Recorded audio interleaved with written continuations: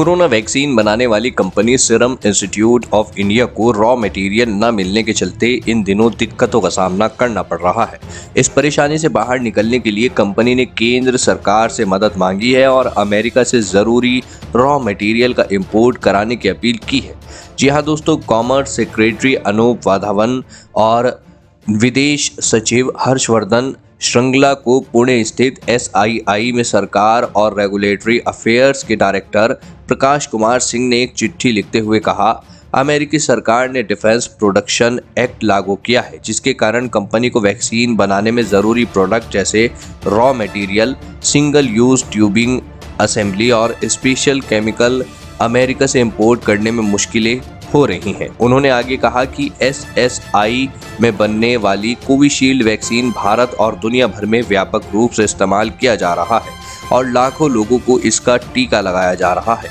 Serum संस्थान विभिन्न institute जैसे नोवावैक्स,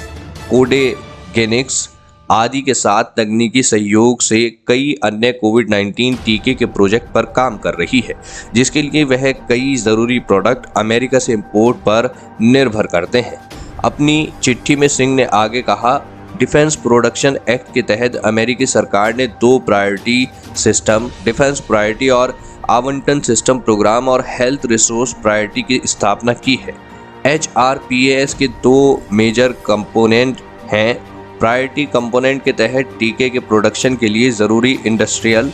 इंस्टीट्यूट के प्रोडक्शन और डिस्ट्रीब्यूशन के लिए सरकारी और प्राइवेट यूनिट के बीच या प्राइवेट पार्टी के बीच कुछ कॉन्ट्रैक्ट को अन्य कॉन्ट्रैक्ट पर प्रायोरिटी दी जाएगी। इसका मतलब है कि अगर अमेरिकी निर्माताओं के ऑर्डर को नियमों के तहत प्रायोरिटी दी जाती है तो उन्हें अन्य देशों के निर्माताओं के ऑर्डर पर प्रेफरेंस मिलेगी। जी हाँ, सिंह ने आखिर में कहा कि पूरी दुनिया महामारी को खत्म करने के लिए बड़े पैमाने पर कोरोना वायरस वैक्सीन के निर्माण पर निर्भर है, लेकिन अगर हमें अमेरिका से इन ज़रूरी प्रोडक्ट्स की समय पर आपूर्ति नहीं मिली तो यह एक गंभीर स्थिति पैदा कर सकता है। इससे कोविड-19 टीकों की तेज़ी से कमी होगी, क्योंकि इनका निर्माण इन रॉ मटेरियल और कंपोनेंट आदि की अनइंटरप्टेड आपूर्ति पर निर्भर करता है।